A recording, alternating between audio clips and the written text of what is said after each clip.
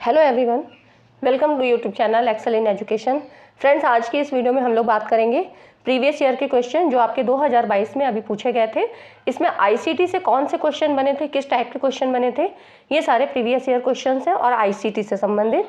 ठीक है, तो आप लोग वीडियो को पूरा देखिएगा। वीडियो पसंद आए तो लाइक एंड शेयर ज़रूर किया करिए और टेलीग्राम चैनल को भी ज्वाइन करिए, क्योंकि वहाँ पर इंपॉर्टेंट कॉन्सेप्ट्स की मैंने पीडीएफ के फॉर्म में आपको चीज़ें दे रखी हैं, तो आपको वहाँ से काफ़ी अच्छा कंटेंट मिल जाएगा। ठीक है, तो टेलीग्राम चैनल को ज्वाइन करिए और चैनल को सब्सक्राइब ज़रूर करिए, क्योंकि बेल आइकन को आप प्रेस करेंगे तो आपको सारे वीडियोस के नोटिफिकेशन आपको मिल जाएंगे। चलिए स्टार्ट करते हैं। और देखिए, जो यहाँ पर जो क्वेश्चंस लिए गए हैं वो ऐसे क्वेश्चंस हैं, उनका डिटेल एक्सप्लेनेशन भी है साथ में। ठीक है, और संभावित प्रश्न क्या बन सकते हैं या इससे पहले क्या पूछे गए हैं, वो सारी चीज़ें मैंने यहाँ पर कवर की हैं। तो आप लोग वीडियो को पूरा देखिएगा, आपके लिए हेल्पफुल होगी। चलिए स्टार्ट करते हैं। देखिए, ये सारे क्वेश्चन आपके अभी 2022 में पूछे गए हैं। इसमें पूछा गया है कि रैम और रोम के संदर्भ में कौन से कथन सही हैं। ठीक है, रैंडम एक्सेस मेमोरी और रीड ओनली मेमोरी। तो यहाँ पर देखिए, ये कह रहा है रोम रियल ऑप्टिकल मेमोरी है। दूसरा ऑप्शन कह रहा है रैम आपके द्वारा वर्तमान में किए जा रहे कार्य वाली सूचनाओं को स्टोर करता है। रोम बीआईएस को भंडारित करता है। RAM allows a user to read and write data. और फिर कह रहा है both RAM and ROM lose their data when the power is turn off. ठीक है, जब पावर को बंद कर देते हैं तो ये अपने डाटा को खो देते हैं। अब देखिए, पहले हम रोम और रैम के बारे में जानते हैं, तो इन सारे ऑप्शंस को आपको करने में आसानी होगी। देखिए, रोम क्या होता है? Read only memory. ठीक है, तो ये एक नॉन वॉलेटाइल मेमोरी है जिसमें जो स्टोर डाटा है और सूचनाएं स्वयं नष्ट नहीं होती हैं और इन्हें बदला भी नहीं जा सकता है। मतलब ये एक स्थायी फॉर्म में होती हैं क्योंकि नॉन वॉलेटाइल है। तो रोम में सूचनाएं निर्माण के समय ही भर दी जाती हैं, जब उसका कंस्ट्रक्शन होता है तभी यहाँ पर जो भी डेटाज इंस्ट्रक्शन आपको देने होते हैं वो दे दिए जाते हैं और कंप्यूटर इन्हें केवल पढ़ सकता है, इसीलिए इसको रीड ओनली मेमोरी कहा गया है। ठीक है, और इसमें परिवर्तन नहीं कर सकता है, मतलब का पढ़ तो सकता है पर परिवर्तन नहीं कर सकता है, इसलिए इसे बिल्ट इन मेमोरी भी कहते हैं। तो रोम का दूसरा नाम क्या है? Built in memory. अब रोम में बायोस बेसिक इनपुट और आउटपुट सिस्टम भी होता है। ठीक है, और रैम की बात करें तो ये चीज़ें हो गई आपकी रोम के बारे में। रैम की बात करें, रैंडम एक्सेस मेमोरी, इसमें क्या होता है? आरएएम रैंडम एक्सेस मेमोरी में सूचनाओं को क्रमानुसार न पढ़ के सीधे जो भी वांटेड आपके इंफॉर्मेशन होती है या डेटास होते हैं इनको पढ़ा जा सकता है। ये एक अस्थायी मेमोरी होती है, जैसे कि रोम क्या थी? नॉन वॉलेटाइल थी, तो ये वॉलेटाइल है। ये समय के साथ यहाँ पर इसका जो भी इंफॉर्मेशन न्यूज़ होती है वो ख़त्म हो जाती है। यहाँ पर डेटा और सूचनाएं अस्थायी रूप में रहती हैं, मतलब हमेशा नहीं रह सकती हैं। इनमें जो कलेक्ट सूचनाओं को बदला जा सकता है और ये भी दो तरह के होते हैं, जैसे कि स्टैटिक रैम और डायनेमिक रैम। ठीक है, तो अब डायनेमिक रैम और स्टैटिक रैम क्या होते हैं? स्टैटिक रैम जो होती है इसमें डेटा बनाए रखने के लिए उसको बार बार रिफ्रेश नहीं करना पड़ता है, और अगर सप्लाई बंद भी कर दी जाए तो वहाँ पर जो डेटा है वो अगली बार कंप्यूटर ऑन होने तक सुरक्षित रखा जा सकता है। तो ये हो गया स्टैटिक रैम। और डायनेमिक में क्या होगा कि 1 सेकेंड में कई बार इसको रिफ्रेश करना पड़ता है। ठीक है, तो स्टैटिक रैम में क्या होता है कि हमको वो चीज़ें मिली रहेंगी। जैसे कि रैम की क्वालिटी है क्या कि इसको अस्थायी रूप से यहाँ पर जो भी सूचनाएं होती हैं वो रहती हैं। तो स्टैटिक रैम में क्या होगी? जब तक कंप्यूटर अगली बार आप ऑन करेंगे तब तक वहाँ पर सुरक्षित रहेगा। ठीक है, तो अब इसके हिसाब से जितनी जो इन्फॉर्मेशन मैंने यहाँ पर दी, इसके अकॉर्डिंग जो इसके ऑप्शन है वो क्या सही होंगे कि रैम आपके द्वारा वर्तमान में किए जा रहे वाले कार्य की सूचनाओं को स्टोर करता है। ठीक है, ये ऑप्शन सही है। और उसके बाद रोम बायोस को जो है BIOS भी इसमें रहता है। और दूसरा है डी ऑप्शन, कह रहा है रैम जो है यूजर्स को रीड और राइट कर डेटा देता है। ठीक है, और ROM क्या था? रोम क्या था? वहाँ पे खाली इसको पढ़ा जा सकता है। रोम में जो है कंप्यूटर इन्हें केवल पढ़ सकता है। ठीक है, तो ये हो गई आपकी इससे संबंधित चीज़ें। अगले देखिए क्वेश्चन जो है इसमें कह रहा है भौगोलिक क्षेत्रों के आधार बनाते हुए कंप्यूटर नेटवर्क के विभिन्न प्रकारों को उनके आरोही क्रम में लिखना है, असेंडिंग ऑर्डर में। ठीक है, बढ़ते हुए क्रम में लिखना है। तो यहाँ पर देखिए लैन, मैन और वैन है। अब लैन क्या होता है? Local area network. ये एक स्थानीय क्षेत्र का नेटवर्क है, लोकल एरिया का नेटवर्क है, और इसका जो निर्माण है एक लिमिटेड डिस्टेंस के लिए, जैसे कि 1 से 2 किलोमीटर के अंदर इनमें 2 से अधिक कंप्यूटर्स को जोड़कर डिजिटल कम्युनिकेशन और यहाँ पर मतलब जो भी रिसोर्सेज हैं इनको शेयर करने के लिए किया जाता है। और लोकल एरिया नेटवर्क में सबसे ज़्यादा उपयोग होने वाला जो प्रोटोकॉल है इथरनेट है, ठीक है। तो ये हो गया लैन के बारे में। मैन की बात करें, मेट्रोपॉलिटन एरिया नेटवर्क, ये एक शहर की सीमाओं के अंदर लोकल एरिया नेटवर्क को आपस में जोड़ के बनाया जाता है। जैसे कि लैन में क्या था, खाली लोकल एरिया का नेटवर्क होगा, लेकिन यहाँ पर एक शहर के अंदर जो भी लैन से संबंधित कनेक्शन है उनको जोड़ के बनाया जाता है, और ये लैन से ज़्यादा तथा वैन से कम एरिया कवर करता है, मतलब बीच का है, ठीक है। तो लैन हो गया, फिर मैन हो गया। अब वैन क्या होता है, वाइड एरिया नेटवर्क। तो जैसे कि मैन है, इसका प्रयोग हम कहाँ पे करेंगे, किसी सरकारी या प्राइवेट संस्था के विभाग, ब्रांच या जो भी बिल्डिंग्स होती हैं इनको जोड़ने के लिए किया जाता है, ठीक है। एक ही शहर के अंदर हो गए कई लैन जो है, इनको आपस में कनेक्ट कर दिया गया। तो इस तरह के जो भी इंस्टीट्यूट हैं, ब्रांच हैं, भवन हैं, इमारतें हैं, इन सबको यहाँ पे जोड़ा जा सकता है, ठीक है। कंप्यूटर्स को आपस में जोड़ा जा सकता है। अब वैन क्या होता है, वाइड एरिया नेटवर्क, ये व्यापक क्षेत्र का नेटवर्क है। तो इसके अंतर्गत एक प्रदेश, देश या पूरे विश्व के कंप्यूटर व छोटे बड़े नेटवर्क आपस में जुड़े होते हैं, ठीक है।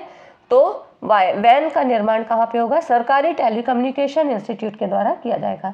तो इस आधार पे इसको हम कह सकते हैं कि लैन, फिर देखिए लैन, फिर होता है इसका जो होगा मैन होगा, और फिर उसके बाद वैन। तो लैन छोटा, फिर उससे बड़ा मैन, फिर उससे बड़ा वैन।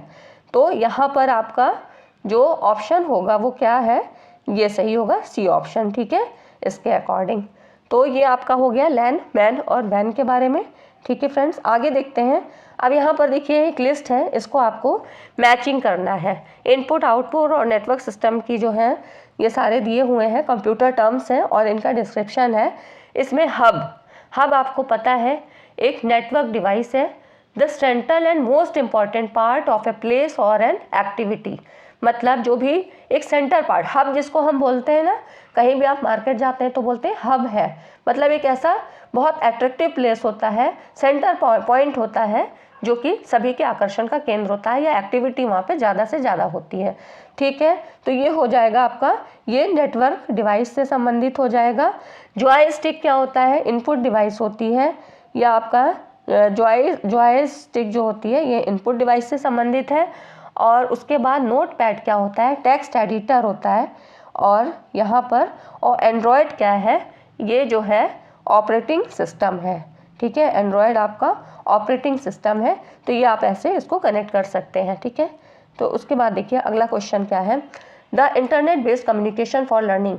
इंटरनेट बेस्ड कम्युनिकेशन क्या होता है, तो इसमें आपका ये देखिए इसमें कई ऑप्शन दिए हैं। आइसोलेटेड है, तो आइसोलेटेड तो नहीं होता है, और उसके बाद इंटरडिपेंडेंट नहीं, इंटरएक्टिव होता है, हाँ ये सही है, इंटरएक्टिव होता है। और उसके बाद क्या है आपका, ऑटोमेटिक भी होता है, और वाइड रेंजिंग होता है ना। इंटरनेट से आप कई जगह से सोशल मीडिया से जुड़े रहते हैं। तो इंटरनेट आधारित जो संचार का तात्पर्य क्या होता है, इंटरनेट पे जानकारी प्राप्त करना। और इंटरनेट मैसेजिंग से लेके कॉल करने तक ये इंटरनेट के कई तरीके होते हैं, मतलब कम्युनिकेशन करने के ही ये कई तरह के तरीके हैं। तो इस तरह से ये इंटरएक्टिव होगा, ऑटोमेटिक होगा और वाइड रेंजिंग होगा। तो ये सारे ऑप्शन आपके किस में है, सी पार्ट में है, ठीक है। ये हो गया आपका।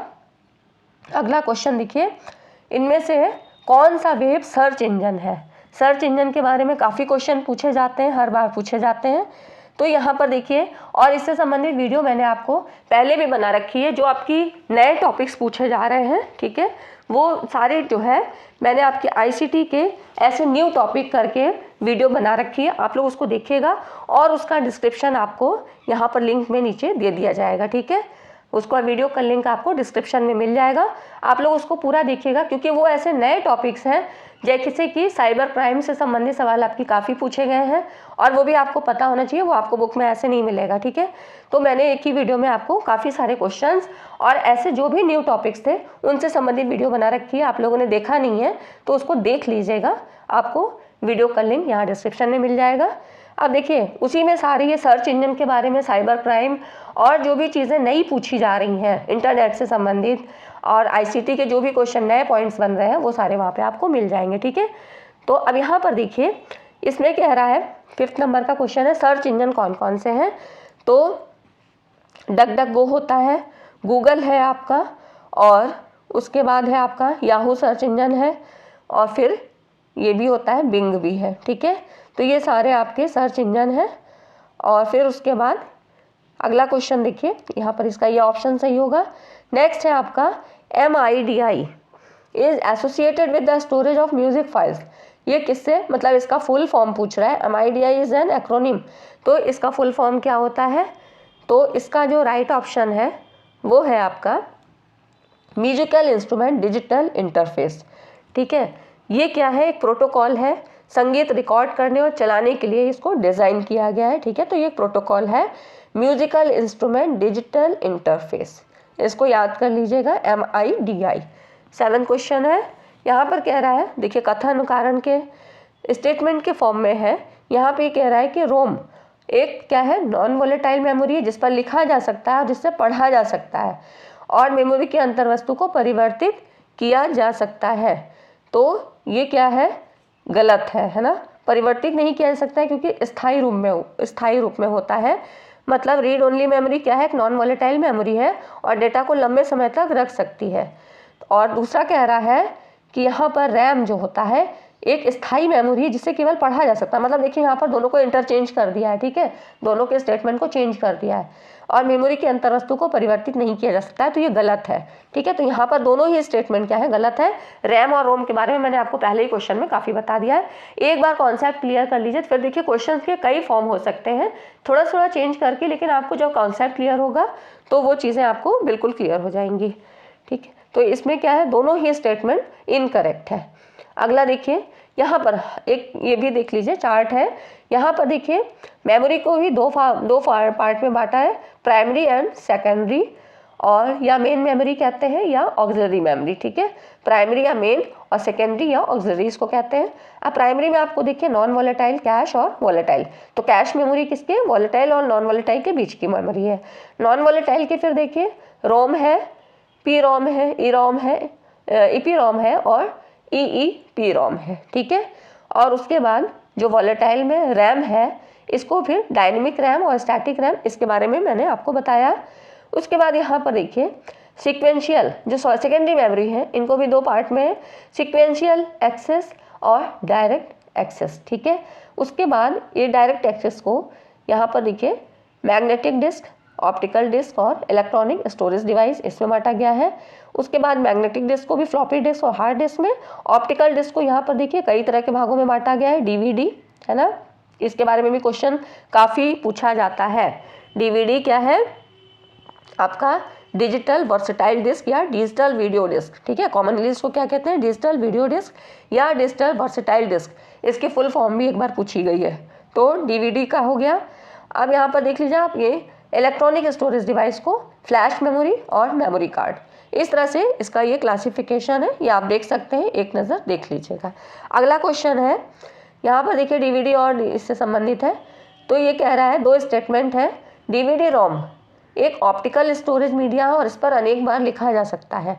तो DVD का फुल फॉर्म मैंने आपको बताया, डिजिटल वर्सेटाइल डिस्क या इसी को डिजिटल वीडियो डिस्क भी कहते हैं। ये क्या है, ऑप्टिकल स्टोरेज मीडिया है, इस पर केवल एक ही बार लिखा जा सकता है।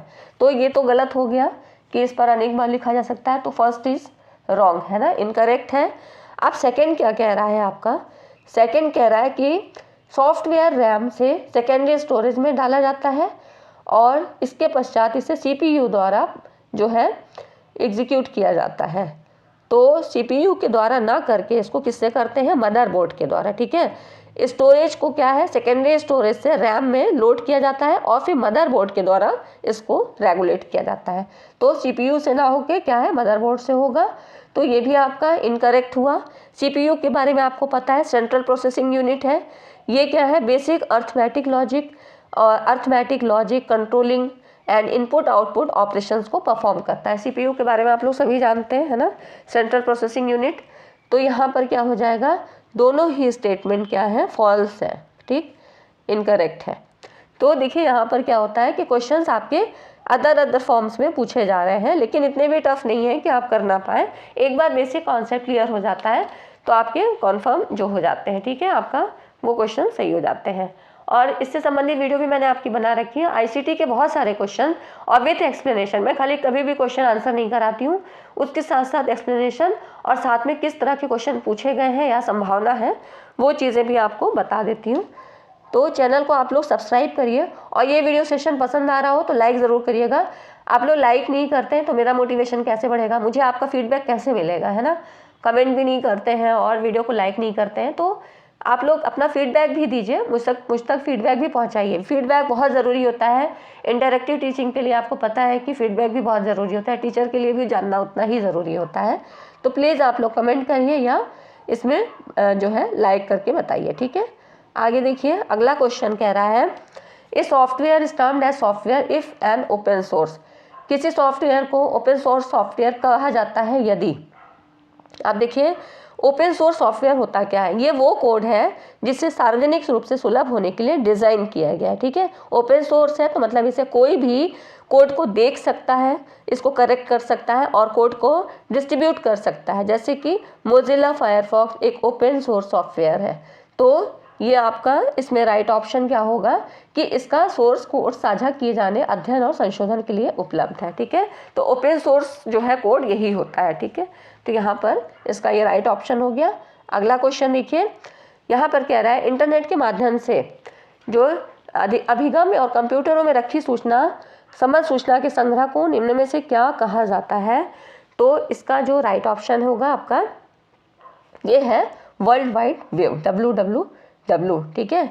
यहाँ पर आपको पता है URL uniform resource locator HTTP आपको पता ही है, hyper text transfer protocol HTML, hyper text जो है मार्किंग लैंग्वेज, ठीक है, मार्कअप लैंग्वेज। तो ये सारी चीज़ें आपको पता है। तो यहाँ पर ये क्या होगा WWW। इन सब के बारे में मैंने डिटेल आपको पहले वीडियो में बता रखा है, इसलिए यहाँ पर बहुत ज़्यादा मैं जो चीज़ें बता रखी हैं उनको नहीं एक्सप्लेन कर रही हूँ। जो नहीं बताई हैं वो न्यू इन्फॉर्मेशन आपको दूंगी, क्योंकि फिर वीडियो बहुत लंबी हो जाती है, ठीक है। तो आप लोग उनको देख लीजिएगा, क्योंकि जो भी नए टॉपिक्स आपसे पूछे जा रहे हैं क्वेश्चन में ना, वो सारी वीडियो मैंने वो बना रखी है और उसका लिंक आपको यहाँ पर मिल जाएगा, तो आप लोग उसको ज़रूर देख लीजिएगा। फिर देखिए, अगला क्वेश्चन है, ये कह रहा है कि कंप्यूटर को विद्युत सप्लाई बंद करने पर निम्नलिखित में से कौन से हार्डवेयर कंपोनेंट से डाटा लुप्त हो जाएगा। तो ये कंपोनेंट ही है, आपको पता है। यहाँ पर देखिए, इसमें कह रहा है कि रजिस्टर्स, जैसे प्रोसेसर रजिस्टर है, कैश मेमोरी है, SSD है, रैम है और रोम है। तो इसमें कौन सा ऐसा है जो कि यहाँ से डाटा स्टोरेज ख़त्म हो जाएगा। तो रजिस्टर्स से, और उसके बाद क्या है आपका कैश मेमोरी। कैश मेमोरी आपने देखा था नॉन वॉलेटाइल और वॉलेटाइल के बीच की थी, अभी आपने देखा था उस चार्ट में, है ना। और इसमें क्या होता है, रैम, है ना। रोम तो क्या है, नॉन वॉलेटाइल है, आपने देखा ही है। तो ये सारी चीज़ें इसके जो है राइट ऑप्शन होगा A, B and D, है ना। तो ये हो गया आपका, ये राइट ऑप्शन है। कैश मेमोरी आपको पता है कि ये जो है प्राइमरी मेमोरी और CPU के बीच एक फास्ट मेमोरी है और इन दोनों के बीच क्या है, बफर का काम करती है। और रोम के बारे में भी आपको पता है, नॉन वॉलेटाइल है, तो इसका ये राइट ऑप्शन D हो जाएगा, ठीक है। अगला क्वेश्चन देखिए, यहाँ पर देखिए इसका चार्ट देख लीजिए, है ना। प्राइमरी मेमोरी और CPU के बीच कैश मेमोरी होती है। और देखिए, ये साइबर क्राइम से पूछा गया है, तो ये सारे क्वेश्चन मैंने आपको दे रखा है, आप लोग वहाँ पे देख लीजिएगा। अब देखिए, ये भी कह रहा है an example of A cyber, जो इसमें कहता है एक्सासर्बेटेड क्राइम इज, निम्नलिखित में से कौन एक साइबर उत्तेजित अपराध है। साइबर क्राइम में कौन कौन सी चीज़ें आती हैं। तो देखिए, यहाँ पर कह रहा है साइबर एक्सासर्बेटेड, ठीक है। तो साइबर उत्तेजित कौन सा है, तो यहाँ पर ये जो होता है साइबर स्टॉकिंग है इसका राइट ऑप्शन। तो यहाँ पर ये होगा साइबर स्टॉकिंग। साइबर स्टॉकिंग क्या होता है, जब कोई व्यक्ति या व्यक्तियों का समूह किसी अन्य व्यक्ति या व्यक्तियों के समूह का इंटरनेट के माध्यम से पीछा करता है। यहाँ पर माध्यम क्या होगा, इंटरनेट होगा, और उससे किसी भी तरह से नुकसान पहुँचाने, हैरेस करने या प्रताड़ित करने की कोशिश करता है। तो ये सब चीज़ें किस में होंगी, आपकी साइबर स्टॉकिंग में होगी, साइबर पीछा करना या साइबर स्टॉकिंग, ठीक है। तो यहाँ पर किसके, इंटरनेट के माध्यम से किया जाएगा। अब यहीं पे साइबर वैंडलिज्म क्या होता है, ये साइबर अटैक होता है विदाउट एनी रैशनल और क्रिमिनल या पॉलिटिकल आइडियोलॉजिकल मोटिव। मतलब यहाँ पर साइबर जो वेंडर होता है वेबसाइट को ख़राब कर सकते हैं या कंपनी की सेवाओं को बाधित कर सकते हैं, ठीक है। इसमें कुछ भी इंटरनेट का ऐसा नहीं वो करते हैं, ऐसा लॉस करते हैं। और साइबर पायरेसी क्या होती है, software piracy is a practice of downloading and disturbing copyrighted works digitally without permission. तो यहाँ पर क्या है कि कॉपीराइट जो है उसके मतलब उसके नियम्स को फॉलो नहीं करते हैं और किसी के विदाउट परमिशन उसके यहाँ पर डिस्टर्ब कर देते हैं, ठीक है, जो भी उसके जो डेटास हो उनको डिस्टर्ब कर देते हैं। और साइबर ट्रेसपास, ये क्या होता है? साइबर अतिक्रमण। अतिक्रमण का अर्थ पता है? बिना सहमति के दूसरे की संपत्ति पे जाना, ये इसका मतलब होता है अतिक्रमण, है ना। तो ये होता है साइबर ट्रेसपास। अब इसमें देखिए यहाँ पर क्या होता है, अब इसको कम कैसे किया जा सकता है, इनको कैसे इनका जो है इनके साइबर क्राइम्स को कम कैसे करते हैं। तो इसके लिए उपयोगकर्ता के अधिकारों का उल्लंघन करने वाली गतिविधियों को रेगुलेट करने के लिए भारत सरकार के पास सूचना प्रौद्योगिकी अधिनियम कितना 2000 है, ठीक है, 2000, इसको याद रखिएगा। और इसके बारे में यहाँ पर मैंने वीडियो आपको बना रखी है, उसी वीडियो में जो आपको लिंक यहाँ मिल जाएगा, पूरा देखिएगा, वहाँ पे ज़्यादा डिटेल से बताया गया है, आप लोग उसको ज़रूर देखिएगा। क्योंकि साइबर क्राइम से मैंने देखा 2022 में जो भी आपके सेट्स आए हैं क्वेश्चंस के नेट पेपर फर्स्ट के, तो वहाँ पे हर जगह अधिकतर क्वेश्चन में 1-2 सेट छोड़ के लगभग सभी में साइबर क्राइम के बारे में पूछा गया है, ठीक है। तो आपको इससे संबंधित अधिनियम और कौन कौन से क्राइम होते हैं वो सारी चीज़ें पता होनी चाहिए, ठीक है फ्रेंड्स। तो आप लोग उस वीडियो को देख लीजिएगा। वीडियो सेशन आपको कैसा लगा? वीडियो पसंद आया हो तो लाइक ज़रूर करिएगा और चैनल को सब्सक्राइब करिए, ठीक है। चलिए मिलते हैं अगली वीडियो में, तब तक के लिए thanks for watching this video.